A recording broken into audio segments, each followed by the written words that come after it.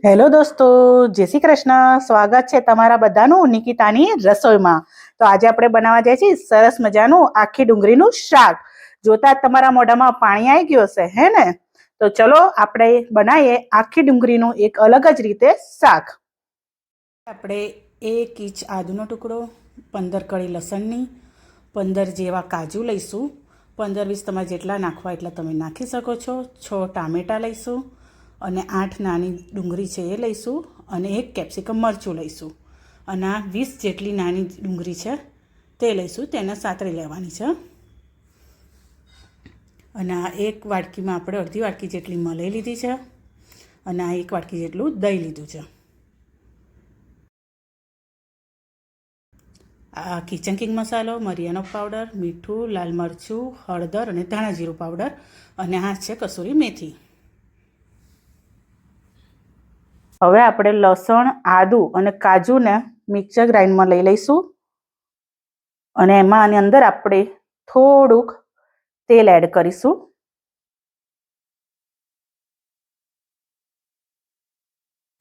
આપણે થોડું 1 ચમચી જેટલું તેલ એડ કરીશું અને હવે આમાં આપણે થોડું પાણી એડ કરીને તેને ગ્રાઇન્ડ કરી લઈશું. હવે ગેસ ઉપર એક પેન લઈશું. તેમાં આપણે 2 ચમચી તેલ એડ કરીશું અને જે આપણે આખી ડુંગળી લીધી હતી 15 થી 20 તે અંદર નાખશું અને તેને સારી રીતે સાતળી લઈશું. ડુંગળીનો કલર જ્યાં સુધી ચેન્જ ના થાય ત્યાં સુધી તેને આપણે સાતળવાની છે. 10 થી 15 મિનિટ જેટલું આપણે આ ડુંગળીને સાતળીશું. તમે જોઈ શકો છો ડુંગળીનો કલર ચેન્જ થવા માંડ્યો છે. હવે તેમાં આપણે થોડું લાલ મરચું એડ કરીશું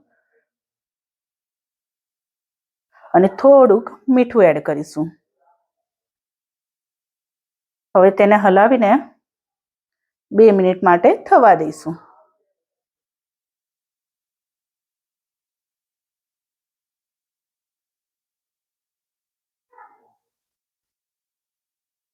આપણે ડુંગળી સતળાઈ ગઈ છે. હવે આપણે તેને એક વાસણમાં કાઢી દઈશું.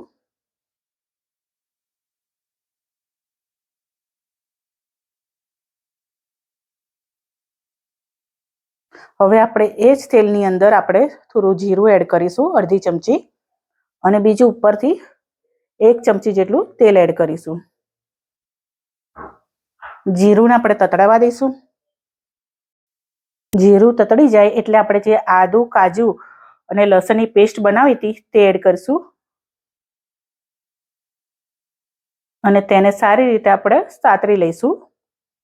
2 મિનિટ માટે તેને સાતળવાની છે.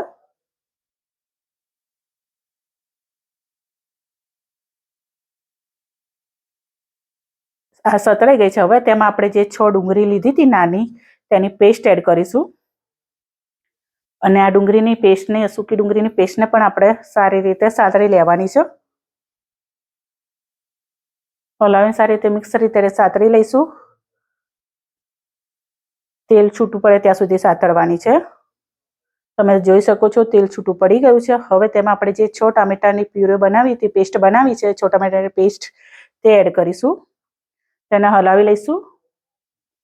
એની અંદર આપણે સ્વાદ મુજબ થોડું મીઠું એડ કરીશું.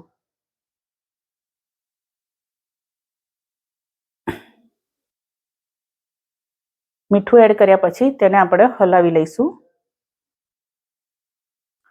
સારી રીતે મીઠું ને મિક્સ થઈ જાય તે રીતે હલાવી લઈશું. હવે તેમાં આપણે 5 મિનિટ રહીને 1 ચમચી જેટલો લાલ મરચું પાવડર, કાશ્મીરી લાલ મરચું, પછી મરિયા પાવડર, આ કિચન કિંગ મસાલો છે 1 ચમચી તે એડ કરીશું. થોડી હળદર એડ કરીશું, અડધી ચમચી જેટલી, અને 2 ચમચી જેટલો ધાણા જીરું પાવડર એડ કરીશું. હવે આને હલાવીને મસાલાને સારી રીતે મિક્સ કરી લઈશું.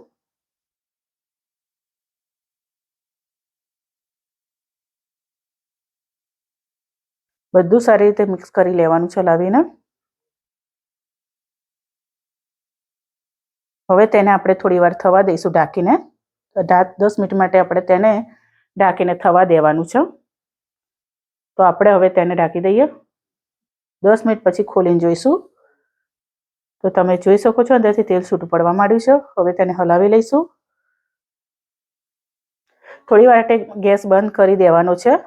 થોડું ઠંડુ થાય એટલે પછી આપણે જે 1 વાટકી દહીં લીધું હતું તે અંદર એડ કરવાનું છે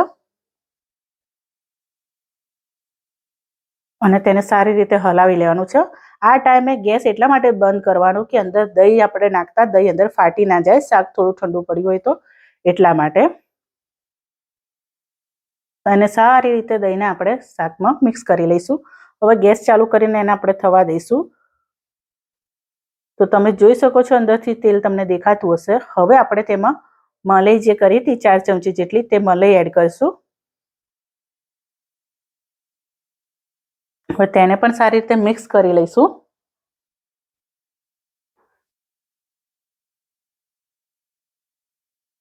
તેને 5-10 મિનિટ જેટલું થવા દેવાનું છે. હવે તેમાં આપણે કસૂરી મેથી પાવડર જે છે તે એડ કરીશું. હલાવી લઈશું અને હલાવી લીધું. હવે આપણે તેમાં આપણે જે ડુંગળી સાતળીને મૂકી હતી તે એડ કરીશું.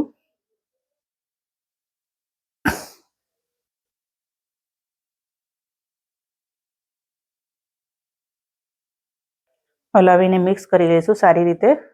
થોડી વાર પછી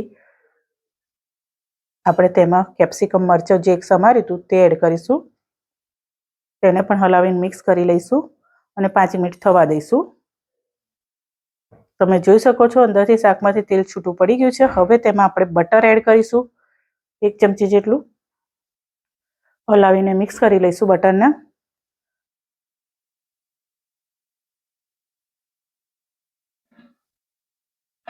અંદરથી શાકમાં તેલ છૂટું સરસ મજાનું પડવા માંડ્યું છે.